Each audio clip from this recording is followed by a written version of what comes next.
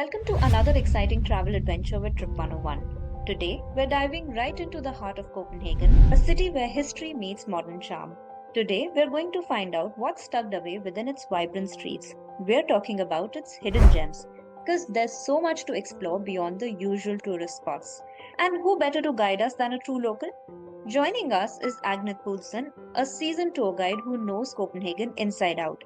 She's here to reveal the city's best kept secrets, places that will make your trip truly unforgettable. So get ready to uncover the magic of Copenhagen through the eyes of a local expert. Hello, everyone. My name is, the Danish version of it is Agnethe. That might confuse you with the way it's spelled. And don't worry about it. It's what I always tell people because Danish is notoriously a very tricky language to learn. So don't worry about that. I'm a native to Denmark. I'm actually a native to Copenhagen. I got into tour guiding 10 years ago. I have a background in Danish literature and history. I've always been a history nerd. So tour guiding was the perfect job to explore that interest and share the love of my city. I've lived here all my life, so I know pretty much everything there is to know.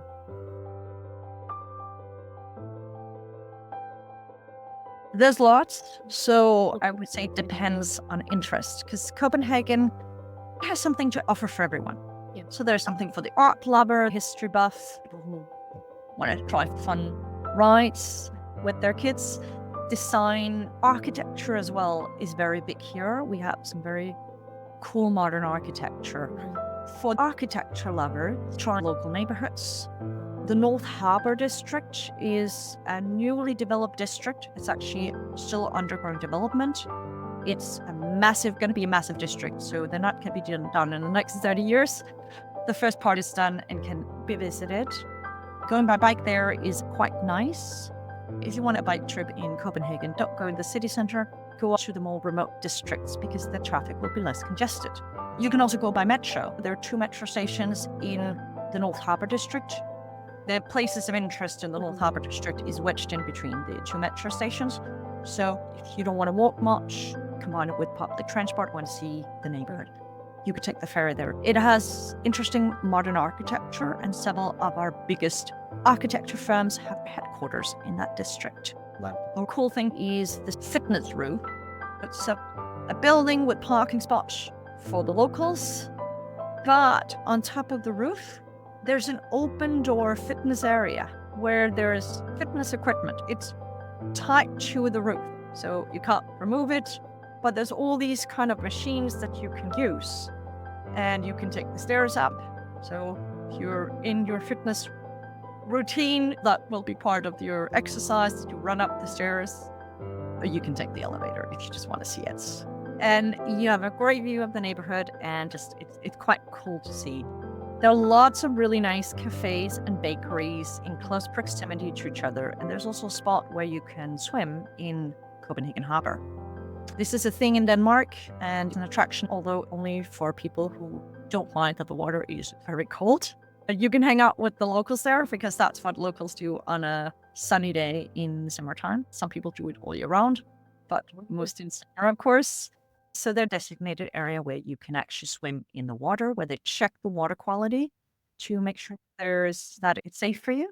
Otherwise, I would say the Vesterbro district, just behind Central Station, is a really cool neighborhood. It's an old red light district and district for drug users. So it's still a little rough around the edges.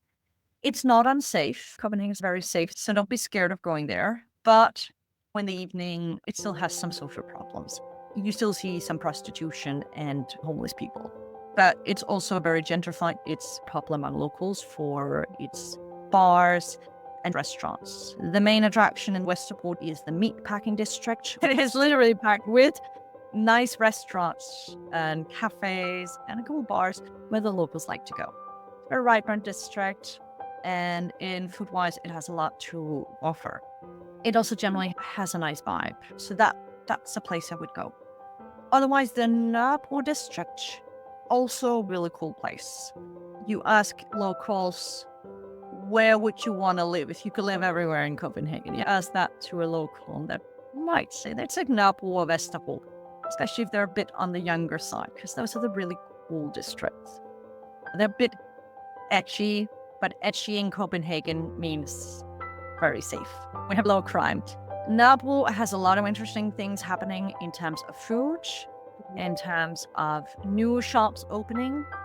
I would recommend a visit to the local cemetery, the Assistens Cemetery, which is quite easy to find because there's a metro station literally inside the cemetery.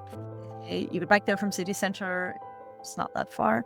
And the cemetery is a beautiful place, actually a place where people hang out.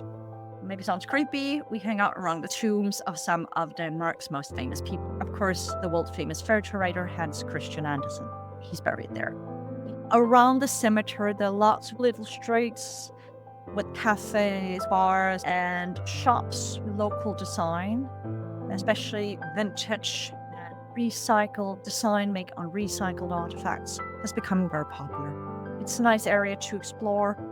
The North Harbour District is really big. Exploring around the cemetery, you see interesting parts.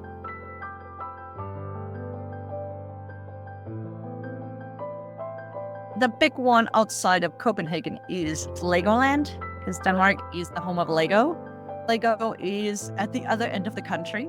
You can go on a day trip, but it depends on how wide attention span your kids have, how they tolerate long distance, because it's like at least 6 hours each way from Copenhagen. I wouldn't recommend it in a day. Legoland and Millennium Lego House both are in Billund, which is where Lego's headquarters is. If you have multiple days in Denmark and you bring kids, they will love it. Do it as an overnight trip, in my opinion, unless you really like to spend a long hour on either in a car or you can take the train bus. In Copenhagen, we have cool attractions. For a little bit older kids, I recommend the Experimentarium, a bit outside Copenhagen, but within reach. You can take public transport, there's a bus that goes there. The Experimentarium is a science center for kids, so it teaches kids about science through playing. So it's one massive playground. And even if your kids don't like science, I didn't like science when I was a kid, I still love to go. It's really kid-friendly. Near Copenhagen Airport, we have the Blue Planet, the largest aquarium in Northern Europe. And that's also a very kid-friendly attraction, especially because they have special kids activities, like you can see them feeding the various animals. So they have everything from sharks, colorful tropical fish, to friendly otters.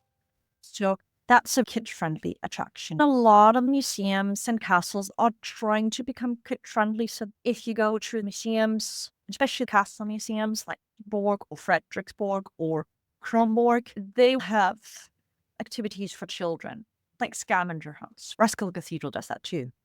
Louisiana even has a children's department where you children can discover their inner artist.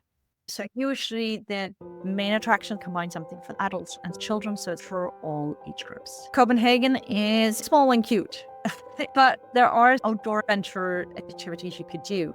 The biggest adventure thing you can do in Copenhagen is skiing or snowboarding, rock climbing.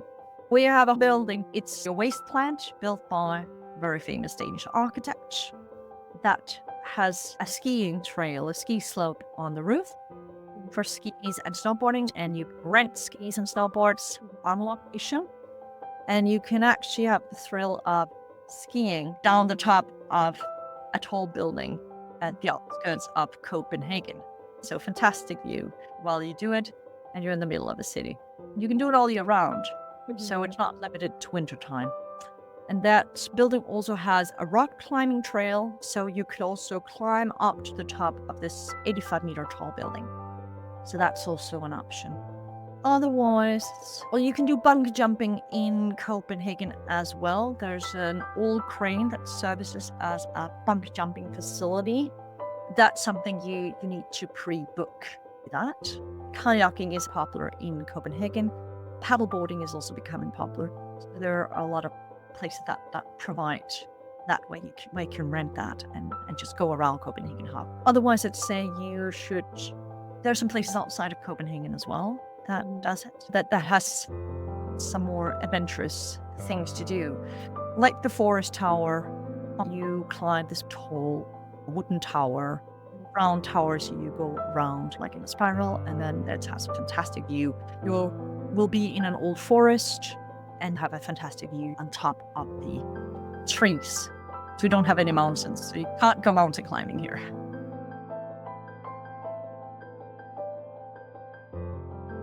There is some nightlife in Copenhagen, but it's limited to a couple of streets in the city center, Nørrebro and Vesterbro.